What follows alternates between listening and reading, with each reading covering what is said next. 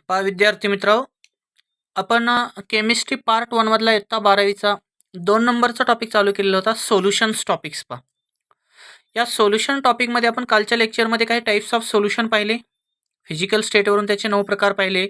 त्यानंतर सोल्यूट आणि सॉल्व्हंट कशाला म्हणायचं, ट्रू सोल्युशन कशाला म्हणायचं, सस्पेन्शन कोलॉइडल सोल्युशनची रेंज काय असते, कोर्स मिक्सचरची काय रेंज असते, हे आपण कालच्या लेक्चरमध्ये पाहिलेलं आहे. पहा आजच्या लेक्चरमध्ये आपण पाहणार आहोत. पहा स्क्रीनवरती लक्ष द्या इकडं. Types of solution. आपण फिजिकल स्टेटनुसार हे वरचे दिसतात तुम्हाला स्क्रीनवर, हे आपण पाहिलेले आहेत. Gas in solid, liquid in solid, solid in solid, किंवा gas in liquid, liquid in liquid, solid in liquid, आणि gas in gas, liquid in gas आणि सॉलिड इन गॅस. हे जे 9 टाइप्स होते आपण कालच्या लेक्चरमध्ये स्टडी केलेले होते. आज आपल्याला नेक्स्ट 3 टाइप्स पाहिजे. Types of solution on the basis of number of compounds present in solution, it is classified into 3 types. की दिलेल्या सोल्युशनमध्ये टोटल नंबर ऑफ कंपाउंड्स किती आहेत त्याच्यावरून सोल्युशनचे 3 प्रकार पडतात. पहा आपल्याला माहिती आहे की एखादं सोल्युशन जर तयार करायचं असेल तर एक सोल्यूट आणि एक सॉल्व्हंट असतो. म्हणजे एक सोल्यूट आणि एक सॉल्व्हंट म्हणून किती कंपाउंड झाले, 2. असे कंपाउंड वरून सोल्युशनचे 3 प्रकार पडतात, ते आपल्याला आज पाहिजे आहेत. पहा आणि कुठल्याही सोल्युशनमध्ये, मी कालच्या लेक्चरमध्ये देखील सर्वांना सांगितलेलं आहे, पहा की कुठल्याही सोल्युशनमध्ये सॉल्व्हंट हा एकच असतो, पण सोल्यूट हे एकापेक्षा जास्त असतात. मग त्याच्यामध्ये पहिला टाइप्स आहे, what are the binary solution. की बायनरी सोल्युशन नेमकं कशाला म्हणायचं. A solution in which 2 compounds are present are called as a binary solution. ज्या सोल्युशनमध्ये 2 कंपाउंड प्रेझेंट असतात, म्हणजे एक सोल्यूट आणि एक सॉल्व्हंट असतो, त्याला म्हणायचं बायनरी सोल्युशन. साखरेचं पाणी किंवा मिठाचं पाणी हे एक बायनरी सोल्युशन एक्झाम्पल आहे. मग कसं लिहिणार याला, साखरेच्या पाण्याला केमिस्ट्री फॉर्ममध्ये कसं लिहिणार, ॲक्वियस सोल्युशन ऑफ शुगर, आणि मिठाच्या पाण्याला कसं लिहिणार, ॲक्वियस सोल्युशन ऑफ साल्ट. मग शुगर हे सोल्यूट झाला आणि पाणी हे सॉल्व्हंट झालं.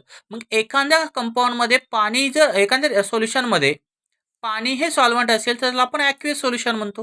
मग शुगर हा एक घटक झाला आणि वॉटर हा दुसरा घटक झाला, म्हणून याला म्हणायचं बायनरी कंपाउंड किंवा बायनरी सोल्युशन.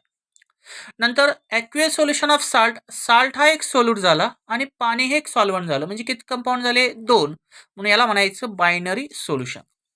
मग आता दुसरा टाइप्स आहे, what is means bye ternary solution. मग आता नेमकं टर्नरी सोल्युशन कशाला म्हणायचं, पहा स्क्रीनवरती लक्ष द्या. The solution in which 3 compounds are present are called as a ternary solution. की ज्या सोल्युशनमध्ये 3 कंपाउंड प्रेझेंट असतात त्याला म्हणायचं टर्नरी सोल्युशन. मग मला सांगा, जर समजा तुमच्याकडे एक सॉल्व्हंट आणि 2 सोल्यूट असतील तर त्याला आपण काय म्हणू शकतो, टर्नरी सोल्युशन. तुमच्याकडे साखर आहे आणि नंतर मीठ घेतलं आणि पाण्यामध्ये मिक्स केलं, म्हणजे 2 सोल्यूट झाले, एक साखर आणि एक मीठ, आणि सॉल्व्हंट झाला पाणी. म्हणजे टोटल कंपाउंड किती झाले रे, किती झाले खैरमोडे, एक साखर आहे आणि मीठ, आणि तिसरा काय आहे तुमचा, पाणी. म्हणजे टोटल कंपाउंड 3 झाले, म्हणून याला म्हणायचं टर्नरी सोल्युशन. दुसरं एक्झाम्पल तुम्ही लिहू शकता, aqueous solution of sugar and urea. Sugar आणि युरिया हे सोल्यूटचं कार्य करतील, आणि ॲक्वियस म्हणजे पाणी आहे, म्हणजे इथं 3 कंपाउंड झाले, म्हणजे ॲक्वियस सोल्युशन ऑफ शुगर आणि युरिया हे कशाचे एक्झाम्पल आहे, टर्नरी सोल्युशन्स. आता तिसरा टाइप्स आहे, what is means by quaternary solution. मग आता नेमकं क्वाटर्नरी सोल्युशन कशाला म्हणायचं. The solution in which 4 compounds are present are called as a quaternary solution. की ज्या सोल्युशनमध्ये 4 कंपाउंड प्रेझेंट आहेत त्या सोल्युशनला काय म्हणायचं, क्वाटर्नरी सोल्युशन. समजा मी घेतला शुगर, मीठ आणि युरिया, 3 सोल्यूट झाले, आणि चौथं पाणी घेतलं, किती कंपाउंड झाले, 4. याला म्हणायचं क्वाटर्नरी सोल्युशन. इथं सिलेक्टिव्ह एक्झाम्पल आहे, पहा बऱ्याच वेळेस विचारतात कॉम्पिटेटिव्ह एक्झामला. Aqueous solution of sugar, urea and sucrose are the quaternary solution. मग तुमचा शुक्रोज असेल, युरिया असेल किंवा शुगर असेल, हे झाले 3 सोल्यूट, आणि पाणी झालं सॉल्व्हंट, म्हणजे टोटल कंपाउंड किती झाले या सोल्युशनमध्ये, 4. म्हणून याला म्हणायचं क्वाटर्नरी सोल्युशन. राहील लक्षात. ज्या सोल्युशनमध्ये एक सोल्यूट आणि एक सॉल्व्हंट असतो त्याला बायनरी म्हणायचं. ज्या सोल्युशनमध्ये 2 सोल्यूट आणि एक सॉल्व्हंट असतो त्याला टर्नरी सोल्युशन म्हणायचं. आणि ज्या सोल्युशनमध्ये 3 सोल्यूट आणि एक सॉल्व्हंट असतो त्याला म्हणायचं क्वाटर्नरी सोल्युशन. ओके, तर हे आपण 10 ते 15 प्रकारचे टाइप्स पाहिले पहा सोल्युशनचे. आता आपल्याला मेन टॉपिकला सुरुवात करायची. स्क्रीनवरती दिसतंय का बघा, दिसतंय ना. आता पाहिजे capacity of solution to dissolve the solute, की एखाद्या सोल्युशनमध्ये सोल्यूटला डिझॉल्व करण्याची कॅपॅसिटी कशा प्रकारे आपण चेक करतो आणि त्याच्यावरून सोल्युशनचे किती प्रकार आहेत ते आपल्याला याच्यामध्ये पाहिजे. म्हणजे सोल्युबिलिटी एखाद्या सॉल्व्हंटमध्ये सोल्यूटची सोल्युबिलिटी काय असते ते आपल्याला ह्या पॉईंट्समध्ये स्टडी करायचं. Means capacity of a solution to dissolve the solute, की एखाद्या सोल्यूटला डिझॉल्व करण्याची कॅपॅसिटी त्याच्याकडे किती आहे त्याचा स्टडी आपल्याला याच्यामध्ये पाहिजे. पहा एकदम महत्त्वाचा पॉईंट्स आहे. मग याच्यामध्ये त्याच्यामध्ये कॅपॅसिटी ऑफ सोल्युशनच्या आधारे सोल्यूटवरून त्याचे सोल्युशनचे 3 प्रकार पडतात. Saturated solution, super saturated solution आणि अनसॅच्युरेटेड सोल्युशन असे त्याचे 3 प्रकार आहेत. स्टेप वाईज आपल्याला एक एक प्रकार पाहायचा याच्यामध्ये. पहा पहिला प्रकार आहे what is the saturated solution. आता सॅच्युरेटेड सोल्युशन कशाला म्हणायचं थोडीशी आधी हिस्ट्री सांगतो. पहा समजा कन्सिडर करा की तुम्ही एक काचेचा ग्लास घेतलेला आहे. काचेच्या ग्लासमध्ये एक अर्धा ग्लास पाणी घेतलेलं आहे आणि त्या अर्धा ग्लास पाण्यामध्ये तुम्ही एक चिमूटभर मीठ टाकलेलं आहे. सोल्युबल होईल का? मीठ पाण्यामध्ये विरघळतं म्हणजे ते काय असणार आहे? सोल्युबल आहे. अर्धा ग्लास पाण्यामध्ये एक चिमूटभर मीठ टाकलेलं आहे म्हणजे ते त्याच्यामध्ये सोल्युबल झालं. नंतर दुसरी चिमूट मीठ टाकलं ते त्याच्यामध्ये सोल्युबल होईल. नंतर तिसरी चिमूट टाकली म्हणजे असे तुम्ही 3 चमचे जर एका अर्धा ग्लास पाण्यामध्ये मीठ टाकलं तर त्याच्यापासून तयार होणारं जे सोल्युशन आहे त्याला म्हणायचं अनसॅच्युरेटेड सोल्युशन. काय म्हणायचं त्याला? Unsaturated solution. नंतर काय केलं तुम्ही दुसरा ग्लास घेतला त्यात अर्धा ग्लास पाणी घेतलं आणि अर्धा ग्लास पाण्यामध्ये तुम्ही काय केलं त्या अर्धा ग्लासच्या हिशोबाने आहे तेवढं मीठ त्याच्यामध्ये ऍड केलं. अर्ध्याला अर्ध ते पूर्णपणे त्याच्यामध्ये सोल्युबल होईल. पण सोल्युबल झाल्यानंतर तिथं काहीतरी पोर्शन शिल्लक राहील म्हणजे तो आपल्याला सोल्युबल झाल्यासारखा वाटत नाही पण तो सोल्युबल झालेला असतो म्हणजे त्याचं क्रिस्टलायझेशन होतं. जेवढं पाणी आहे तेवढं मीठ जर आपण त्याच्यामध्ये टाकलेलं असेल तर याला म्हणायचं सॅच्युरेटेड सोल्युशन. पहा मुलींना खास करून माहित असेल की दिवाळीच्या टायमिंगमध्ये आपण लाडू बनवत असताना आपण काय घेतो त्याच्यामध्ये एक साखर आणि पाण्यामध्ये तुम्ही एक हे करता. पहा आपण साखर लाडू बनवत असताना चाचणी घेत असतो. मग चाचणी घेत असताना तुम्ही कपभर पाणी टाकता आणि त्याच्यामध्ये साखर ऍड करता बरोबर. मग अशी कंडिशन येते की त्या कपभर पाण्यामध्ये ज्यावेळेस तुम्ही साखर ऍड करता अर्धा किलो पाऊण किलो त्यावेळेस ती साखर तुमची डिझॉल्व्ह झालेली असते. पण अशी एक स्टेज येते की ती साखर डिझॉल्व्ह झालेली असते पण तुम्हाला वाटतं की त्याच्यामध्ये ती डिझॉल्व्ह होत नाही. याला म्हणायचं सॅच्युरेटेड सोल्युशन. काय म्हणायचं याला? Saturated solution. आणि नंतर आपण तिसरा प्रयोग केला की एक अर्धा ग्लास पाणी घेतलं आणि त्याच्यामध्ये मीठ ऍड केलं किंवा साखर करा आणि ते ऍड केल्यानंतर अशी कंडिशन येते की त्या पाण्यामध्ये मीठ सोल्युबल होत नाही. ज्यावेळेस आपण त्या सोल्युशनला हीट करू आणि हीट केल्यानंतर जे एक्स्ट्रा साल्ट असणार आहे ते वॉटरमध्ये डिझॉल्व्ह होईल त्यावेळेस त्या सोल्युशनला म्हणायचं सुपर सॅच्युरेटेड सोल्युशन. काय म्हणायचं त्याला?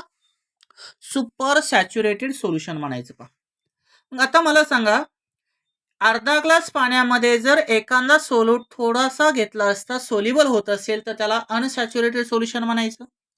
अर्धा ग्लास पाण्यामध्ये एखादा सोल्यूट जर आहे तेवढा घेतला तर त्याला सॅच्युरेटेड सोल्युशन म्हणायचं. आणि अर्धा ग्लास पाण्यामध्ये एखादा सोल्यूट घेऊन त्याला हीट केल्यानंतर सोल्युबल होत असेल तर याला काय म्हणायचं? Super saturated solution. मग आता हे सोल्युशन कसे आहेत ते आपल्याला याच्यामध्ये पाहिजे. पहा आता त्याच्यामध्ये फर्स्ट टाइप्स आहे what is the saturated solution. मग आता सॅच्युरेटेड सोल्युशन नेमकं कशाला म्हणायचं? पहा दिसतंय का स्क्रीनवर? A solution which contains maximum amount of solute dissolved in given amount of solvent at a given temperature is called as a saturated solution. की असं एक सोल्युशन आहे की ज्याच्यामध्ये मॅक्झिमम अमाऊंट ऑफ सोल्यूट काय होतो दिलेल्या सॉल्व्हरमध्ये डिझॉल्व्ह होत असेल दिलेल्या टेम्परेचरला त्याला म्हणायचं saturated solution. But in saturated solution dynamic equilibrium is reached. पण हे जे सोल्युशन होणार आहे त्याच्यामध्ये काहीतरी डायनॅमिक इक्विलिब्रियम कंडिशन पाहायला भेटते. पहा आता तुम्ही म्हणताल सर डायनॅमिक इक्विलिब्रियम आहे म्हणजे काय? की ज्यावेळेस एखाद्या सॉल्व्हरमध्ये एखादा सोल्यूट आपण ऍड करतो त्यावेळेस तो डिझॉल्व्ह व्हायला सुरुवात होते याला म्हणायचं डिझॉल्युशन प्रोसेस. आणि सोल्यूट हा सॉल्व्हरमध्ये जर डिझॉल्व्ह होत असेल तर त्याच्यापासून एक सॅच्युरेटेड सोल्युशन तयार होईल आणि या प्रोसेसला म्हणायचं डिझॉल्युशन. पण अशी कंडिशन येते त्याच्यामध्ये की तुम्ही सोल्यूट त्या सॉल्व्हरमध्ये ऍड करत राहत असताना तुम्हाला वाटतं की तो सोल्यूट त्याच्यामध्ये डिझॉल्व्ह झालेला नाही पण त्याचं रिक्रिस्टलायझेशन व्हायला सुरुवात होते आणि अशा जी स्टेज असते त्याला म्हणायचं क्रिस्टलायझेशन प्रोसेस. मग ही बॅकवर्डला होत असते आणि डिझॉल्युशन प्रोसेस ही फॉरवर्डला होत असते. ह्या कंडिशनला म्हणायचं dynamic equilibrium condition. The number of solute molecule leaving the crystal to pass into solution is equal to the number returning from the solution to the crystal. जेवढे सोल्यूट तुम्ही त्या सॉल्व्हरमध्ये ऍड करणार तेवढ्याच प्रमाणामध्ये सोल्यूट पार्टिकल क्रिस्टलाइज झालेले दिसतात आणि तुम्हाला वाटतं की आपण ऍड केलेला सोल्यूट त्याच्यामध्ये डिझॉल्व्ह होत नाही. म्हणजे तिथे एक चाचणी तयार होते आणि चाचणी तयार झाली म्हणजे तुमचं सॅच्युरेटेड सोल्युशन तयार झालं. आणि लक्षात मग सॅच्युरेटेड कशाला म्हणायचं? लाडू करत असताना तुम्ही जी साखरेचं पाणी करता त्याला आपण चाचणी म्हणतो आणि ही चाचणी घेतलेलं जे सोल्युशन असतं त्याला म्हणायचं सॅच्युरेटेड सोल्युशन. मग ह्या सॅच्युरेटेड सोल्युशन मध्ये कंडिशन असते पहा, amount of solute is equal to the equilibrium amount of solvent. की अमाऊंट ऑफ सोल्यूट हा कशाच्या बरोबर असतो? इक्विलिब्रियम अमाऊंट ऑफ सोल्यूटच्या बरोबर असतो. मग इक्विलिब्रियम अमाऊंट आणि अमाऊंट ऑफ सोल्यूट जर सारखं असेल तर त्याला आपण सॅच्युरेटेड सोल्युशन म्हणतो. आणि इथं आपण काय कन्सिडर केलंय पहा, maximum amount of solute that is equal to the equilibrium amount of solute. की जेवढं जास्त प्रमाणामध्ये सोल्यूट आहे ते म्हणजे तुमचे इक्विलिब्रियम अमाऊंट ऑफ सोल्यूट आहे. म्हणून सॅच्युरेटेड सोल्युशन मध्ये जर आपण कम्पेअर केलं तर अमाऊंट ऑफ सोल्यूट हा इक्विलिब्रियम अमाऊंट ऑफ सोल्यूटच्या बरोबर असणं गरजेचं आहे. आता दुसरा टाइप्स आहे what is means by super saturated solution. मग आता सुपर सॅच्युरेटेड कशाला म्हणायचं? A solution containing greater amount of solute than the equilibrium amount of solute is called as a supersaturated solution. की ज्या सोल्युशन मध्ये अमाऊंट ऑफ सोल्यूट हा equilibrium amount of solute पेक्षा जर जास्त असेल तर त्याला सुपर सॅच्युरेटेड सोल्युशन म्हणायचं. जसे की तुम्ही चहा करत असताना एक उदाहरण सांगतो पहा, तुम्ही समजा एका ग्लासमध्ये साखर तुम्हाला डिझॉल्व करायची. काय करताल तुम्ही? साखर टाकताल, अर्ध्या ग्लासमध्ये अर्धा ग्लास साखर टाकली पाण्यामध्ये, तर ती साखर काय होईल, थोड्या वेळ त्याला टाइम पिरियड जास्त लागेल आणि तुम्ही त्याला विगरसली स्टर केल्यानंतर ती साखर त्याच्यामध्ये विरघळेल. पण अशी एक कंडिशन आहे की ती पूर्णपणे साखर विरघळेल का रूम टेम्परेचरला? नाही विरघळणार. तीच साखर आपण हायर टेम्परेचरला जर डिझॉल्व करायचं म्हणलं तर आपण त्याला थोडीशी हीट दिली तर 5 मिनिटाच्या आत ती साखर काय होईल, त्याच्यामध्ये डिझॉल्व होईल पाण्यामध्ये. पण रूम टेम्परेचरला म्हणलं तर ती लवकर डिझॉल्व होईल का? नाही. म्हणजे तुम्ही शरबत आणि चहाचे एक्झाम्पल जर कम्पेअर केलं तर शरबतमध्ये साखर लवकर डिझॉल्व होत नाही पण चहामध्ये लवकर होते. कारण काय आहे की चहामध्ये आपण त्या साखरेला हीट करतो आणि शरबतमध्ये आपण हीट करतो का? नाही. तशीच कंडिशन आहे. सॅच्युरेटेड सोल्युशनमध्ये आपण हीट न करता एखादा कंपाऊंड आहे त्या स्टेजला राहत असेल त्या सोल्युशनमध्ये तर त्याला सॅच्युरेटेड सोल्युशन म्हणायचं. आणि हीट केल्यानंतर तो सोल्युबल होत असेल म्हणजे साखरेला हीट केल्यावर चहा तयार होतो, याला म्हणायचं सुपर सॅच्युरेटेड सोल्युशन. म्हणजे इक्विलिब्रियम अमाऊंट ऑफ सोल्यूट पेक्षा जर अमाऊंट ऑफ सोल्यूट प्रेझेंट असेल तर त्याला म्हणायचं super saturated solution. But though super saturated solution are unstable. हे स्टेबल राहतं का पहा? नंतर आपण त्याला थंड केलं तर त्याचं रिक्रिस्टलायझेशन होईल आणि क्रिस्टल तयार झालेले दिसतील. म्हणजे हा कंपाऊंड कसा असतो? अनस्टेबल असतो. The precipitation occur by the addition of tiny crystal of solute. आणि त्या सोल्युशनमध्ये जर आपण सोल्यूटचे लहान लहान पार्टिकल ॲड केलं तर त्याचं प्रेसिपिट तयार होतो आणि एक सॉलिड कंपाऊंड एक्झिस्ट होतो म्हणजे क्रिस्टलायझेशन तयार झालेलं दिसतं.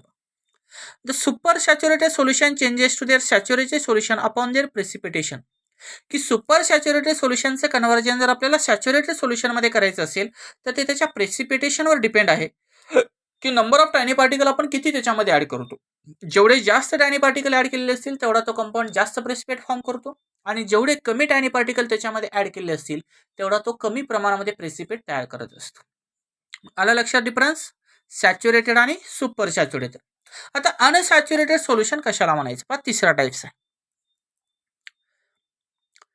दिसतं ना स्क्रीनवर? A solution containing lesser amount of solute than the equilibrium amount of solute are called as unsaturated solution. की ज्या सोल्युशनमध्ये इक्विलिब्रियम अमाऊंट ऑफ सोल्यूट पेक्षा अमाऊंट ऑफ सोल्यूटचं प्रमाण जर कमी असेल तर त्या सोल्युशनला अनसॅच्युरेटेड सोल्युशन म्हणायचं आणि हे अनसॅच्युरेटेड सोल्युशन हे स्टेबल असतं. आता एक शेवटचं एक्झाम्पल सांगतो पहा तिन्हीसाठी कंबाईन, लक्षात राहू द्या. एका ग्लासमध्ये तुम्ही पाणी घेतलेला आहे ग्लास भरून आणि त्याच्यामध्ये 1 चमचा तुम्ही शुगर ॲड केली. 1 चमचा शुगर त्या 1 ग्लास पाण्यामध्ये ॲड केली म्हणजे तो त्याच्यामध्ये पूर्णपणे सोल्युबल झाला रूम टेम्परेचरला. हे सोल्युशन जे तयार होणार याला म्हणायचं अनसॅच्युरेटेड सोल्युशन. नंतर 1 ग्लास पाण्यामध्ये तुम्ही समजा 2 छटाक साखर टाकली तर ती त्याच्यामध्ये काय होईल, त्या लेवलला काय झाली तुमची समजा सोल्युबल झाली, याला म्हणायचं सॅच्युरेटेड सोल्युशन. आणि 1 ग्लास पाण्यामध्ये तुम्ही नंतर 4 छटाक साखर टाकली तर ती त्याच्यामध्ये सोल्युबल होणार नाही, पण त्याच सोल्युशनला तुम्ही हीट केलं आणि हीट केल्यानंतर सोल्युबल झाली तर याला म्हणायचं सुपर सॅच्युरेटेड सोल्युशन. म्हणजे अनसॅच्युरेटेड सोल्युशन आहे ते स्टेबल आहे, जे सुपर सॅच्युरेटेड सोल्युशन आहे ते अनस्टेबल आहे. मग आता ह्या तिन्ही सोल्युशनमध्ये जर आपण कम्पेअर केलं तर सॅच्युरेटेड सोल्युशनमध्ये amount of solute is equal to the equilibrium amount of सोल्यूटच्या बरोबर असतो. अनसॅच्युरेटेड सोल्युशनमध्ये amount of solute is less than the equilibrium amount of solute असतो. आणि सुपर सॅच्युरेटेडमध्ये amount of solute is greater than the equilibrium amount of solute. आलं लक्षात?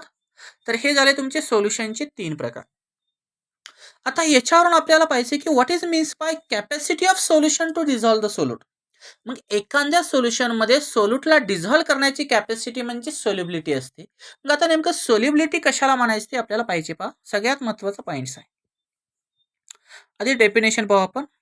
The amount of solute present in specific amount of solvent at a given temperature are called as solubility.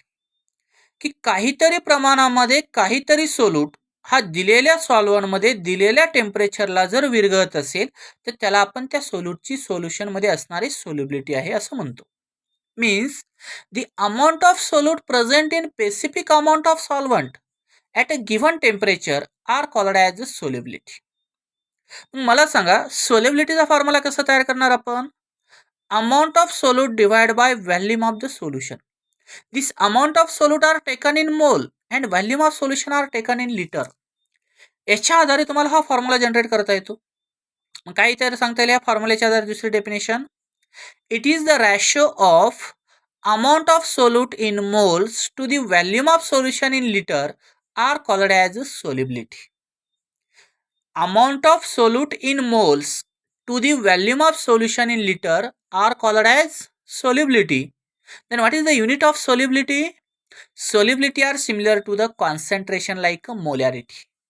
की molarity प्रमाणे solubility आहे. मग मोलॅरिटीचे unit तुम्हाला मी कालच्या लेक्चरमध्ये सांगितलेलं आहे. काय आहे मोलॅरिटीचे युनिट? मोल फॉर लिटर, बरोबर, किंवा मोल फॉर DMQ. आता ही सोल्युबिलिटी चेक करत असताना त्याच्यामध्ये वेगळ्या प्रकारचे फोर्सेस आहेत दोन मोलिक्युलच्या मध्ये. तर हे आपण मॅटर स्टेट्स ऑफ मॅटरमध्ये हे टॉपिक पाहिलेले आहेत पहा. कोणकोणत्या प्रकारचे फोर्सेस हे दोन ऑर्गॅनिक कंपाऊंडमध्ये असतात.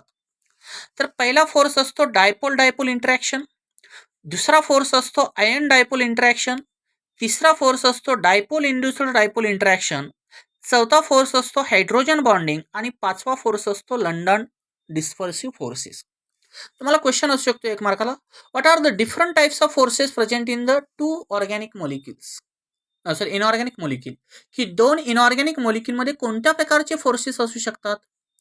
देर are mainly 5 types of forces R present in every organic molecules और inorganic molecule. That is dipole dipole interaction, ion dipole interaction, dipole induced dipole interaction, hydrogen bonding and London forces. त्यानंतर आपल्याला पाहिजे आता solubility माहिती झालं, त्याचं unit माहिती झालं. काय होतं युनिट? मोल फॉर लिटर किंवा मोल फॉर DMQ. त्याचा फॉर्म्युला माहिती झाला. काय होता? Amount of solute in moles divide by volume of the solution in litre that is equal to solubility. आता त्याच्यानंतर नेक्स्ट पॉईंट पाहिजे, what are the factors affecting the solubility. की सोल्युबिलिटीवर कोणकोणत्या फॅक्टरचा अफेक्ट होतो? There are mainly 3 factors are also depends on their solubility. की सोल्युबिलिटीवर 3 फॅक्टरचा अफेक्ट होतो पा. सगळ्यात महत्त्वाचा फॅक्टर आहे nature of solute and nature of solvent. 2 नंबरचा फॅक्टर असतो इफेक्ट ऑफ टेम्परेचर आणि 3 नंबरचा फॅक्टर आहे इफेक्ट ऑफ प्रेशर. तर ह्या 3 फॅक्टरच्या आधारे सोल्युबिलिटीवर काहीतरी परिणाम झालेला दिसतो. आता त्याच्यामध्ये पहिला फॅक्टर पाहिजे nature of solute and solvent. की सोल्युबिलिटीमध्ये सोल्यूट आणि सॉल्वंटचं नेचर काय असायला पाहिजे? A solute may be crystalline, amorphous, ionic और कोव्हॅलेंट. दिलेला हा सोल्यूट तुमचा क्रिस्टलाइन असेल म्हणजे खरखरीत लागत असेल, अमॉर्फस असेल म्हणजे मऊ लागत असेल, किंवा तो आयोनिक असू शकतो किंवा कोव्हॅलेंट असू शकतो. ह्या चारीपैकी कुठलाही असेल पण तो सोल्यूटचं नेचर असं असलं पाहिजे. But generally like dissolve like principle guides to predict the solubility of a solute in given solvent. पण आपण 11वी पासून शिकत आलेलो आहोत पा लाईक डिझॉल्व लाईक प्रॉपर्टी सोल्युबिलिटीमध्ये आपण ऐकून आहेत आणि या प्रॉपर्टीमुळं आपल्याला असं प्रेडिक्ट करता येतं की कुठलाही सोल्यूट हा दिलेल्या सॉल्व्हरमध्ये सोल्युबल होत असतो जर तो like dissolve like property show करत असेल. But the substances having similar intermolecular forces are likely to be soluble with each other. पण दोन सबस्टन्स मधले intermolecular forces, it may be ion dipole interaction और डायपोल डायपोल इंटरॅक्शन और hydrogen bonding, ह्या दोन molecule मधले जर इंटरमॉलिक्युलर फोर्सेस जर सारखे असतील तर ते दोन मॉलिक्यूल एकमेकांमध्ये सोल्युबल असतात, म्हणजे ते like dissolve like property show करत असतात. फॉर एक्झाम्पल सांगायचं म्हटलं तर polar solute dissolved in polar solvent. जर तुमच्याकडे सोल्यूट पोलार स्टेटमध्ये असेल आणि सॉल्व्हंट देखील पोलार असेल तर पोलार पोलार आहे म्हणजे लाईक लाईक झाला, बरोबर. Means like dissolve like means polar solute dissolved in polar solvent. अशी जर प्रॉपर्टी असेल तर काय होतं पहा, याच्यामध्ये सोल्यूट सोल्यूट किंवा सोल्यूट सॉल्व्हंट किंवा सॉल्व्हंट सॉल्व्हंटचं जे इंटरॅक्शन असणार आहे ते इंटरॅक्शनचं मॅग्निट्यूड हे सारखं असतं, म्हणून लाईक डिझॉल्व लाईक प्रॉपर्टी आपल्याला पाहायला भेटते. मग एक्झाम्पल सांगायचं म्हटलं तर काय येईल पहा, sodium chloride dissolved in water due to the ion dipole interaction and hydrogen bonding. की सोडियम क्लोराइडमध्ये Na+ आणि Cl- आयन्स आहेत, म्हणजे इथं आयन डायपोल इंटरॅक्शन होतं. आणि वॉटरमध्ये जर पाहिलं तर इंटरमॉलिक्युलर हायड्रोजन बॉन्डिंग असते. Means due to ion dipole interaction and hydrogen bonding common table salt are dissolved in water. म्हणून हा वॉटरमध्ये काय होतो, डिझॉल्व्ह होतो. मग NaCl हा पोलार आहे आणि वॉटर देखील पोलार आहे, म्हणून याला म्हणायचं polar solute dissolved in polar solvents. त्यानंतर दुसरं एक्झाम्पल आहे non polar solute dissolved in non polar solvent. की एखादा नॉन पोलार सोल्यूट जर असेल तर तो नॉन पोलार सॉल्व्हंटमध्येच डिझॉल्व्ह होतो. सांगायचं म्हटलं एक्झाम्पल तर कोलेस्ट्रॉल डिझॉल्व्ड इन बेन्झिन. की आपल्या ह्युमन बॉडीमध्ये कोलेस्ट्रॉलचा लेअर असतो पा स्किनमध्ये, सर्वांना माहीत आहे. आपण म्हणतो चरबी वाढलेली आहे, चरबी वाढली म्हणजे कोलेस्ट्रॉलचं प्रमाण वाढलेलं असतं. आणि हे कोलेस्ट्रॉलचं प्रमाण वाढतं म्हणजे याच्यामध्ये काही ना काही होते, काय तुमच्या ब्लडमध्ये काहीतरी चेंजेस होतात आणि स्किनमध्ये आपल्याला कोलेस्ट्रॉल वाढलेलं दिसतं. हे जे कोलेस्ट्रॉलचं प्रमाण आहे, हे कोलेस्ट्रॉलचं प्रमाण आहे म्हणजे हा एक नॉन पोलार कंपाऊंड आहे, म्हणजे ऑर्गॅनिक कंपाऊंड आहे. आणि हा ऑर्गॅनिक कंपाऊंड हा ऑर्गॅनिक सॉल्व्हंटमध्ये डिझॉल्व्ह होत असतो, म्हणून कोलेस्ट्रॉल हा बेन्झिनमध्ये डिझॉल्व्ह होतो, पाण्यामध्ये डिझॉल्व्ह होत नाही. फॅट वाढतं म्हणजे कोलेस्ट्रॉल वाढलेलं असं पण म्हणत असतो. मग फॅट कशामध्ये डिझॉल्व्ह होतं, पाण्यामध्ये होतं का, नाही होत, त्याला ऑर्गॅनिक सॉल्व्हंटच लागतो. नंतर sugar dissolve in water because the dissolution of sugar in water is due to the intermolecular hydrogen bonding between the sugar and water.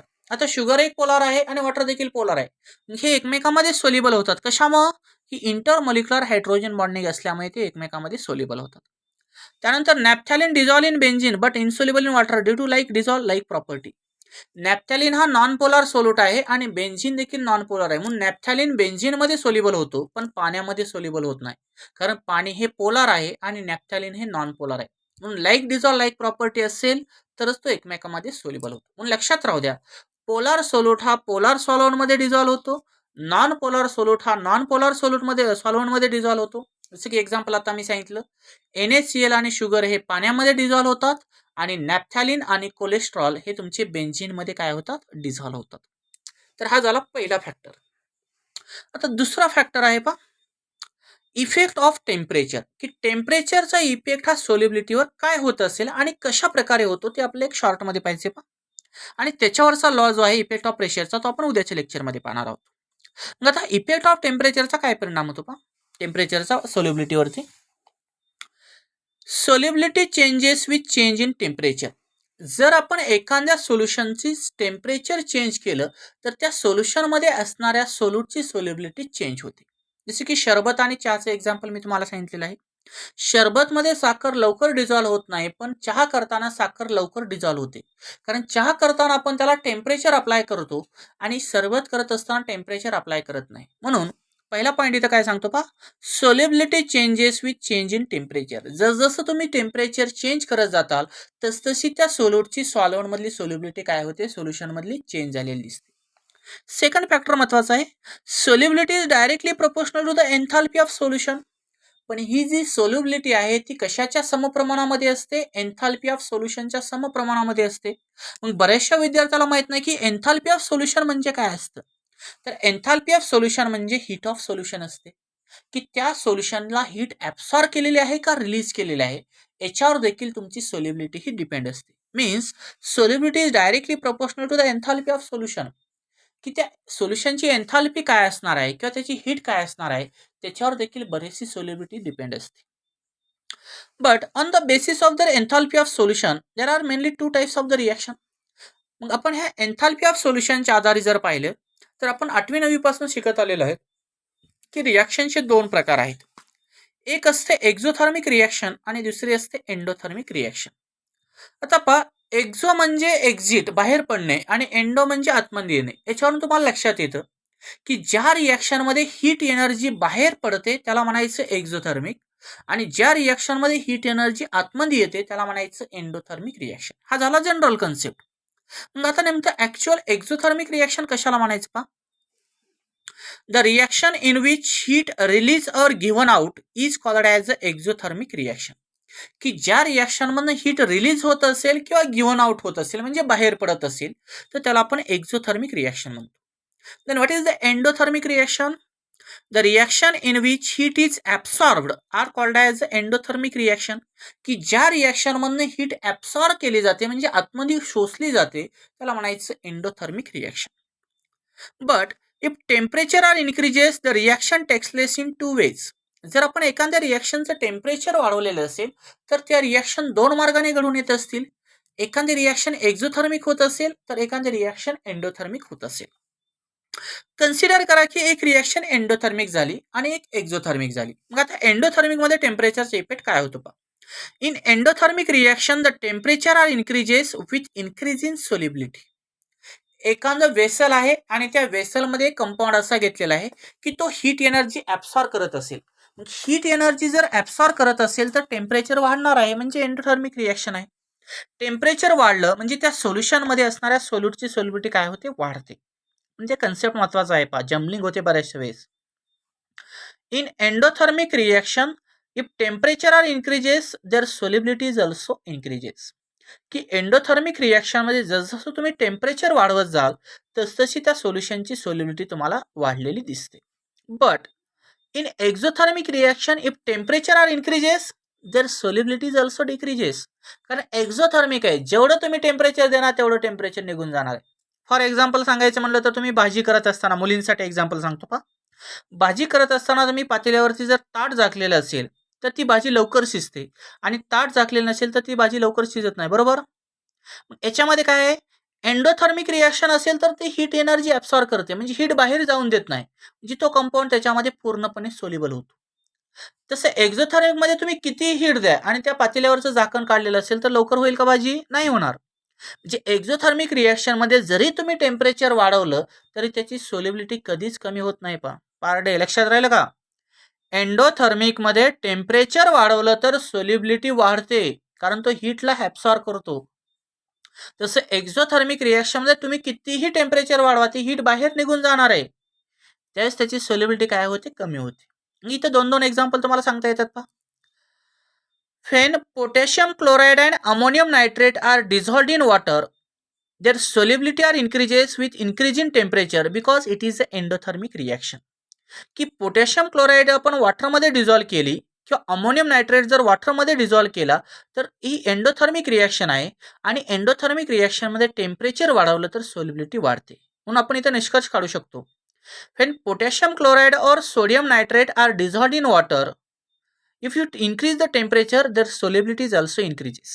But if temperature are increases with decrease in solubility in reaction with calcium chloride and lithium sulphate. पण calcium chloride आणि lithium सल्फेटची reaction जर आपण water सोबत केली तर ही exothermic reaction असते आणि इथं जर आपण टेम्परेचर वाढवलं तर सोल्युबिलिटी काय होते? कमी होते. म्हणून एंडोथर्मिकचे हे दोन एक्झाम्पल आहेत, KCl प्लस वॉटर आणि अमोनियम नायट्रेट प्लस वॉटर. आणि एक्झोथर्मिकचे कोणते दोन एक्झाम्पल आहेत? कॅल्शियम क्लोराईड आणि लिथियम सल्फेट. हे एक्झोथर्मिक रिएक्शन दाखवतात आणि वरचे एंडोथर्मिक. एंडोथर्मिकमध्ये टेम्परेचर वाढले की सोल्युबिलिटी वाढते, एक्झोथर्मिकमध्ये टेम्परेचर वाढले की सोल्युबिलिटी कमी होते. तर अशा तऱ्हेने आज आपण दोन फॅक्टर पाहिले. याच्यानंतरचा एक ग्राफ आहे आणि तिसरा फॅक्टर आहे आणि त्याला रिलेटेड हेनरी लॉ आहे, ते आपण उद्याच्या लेक्चरमध्ये घेऊ आणि त्याच्यावरचे काही प्रॉब्लेम्स. Okay, thank you.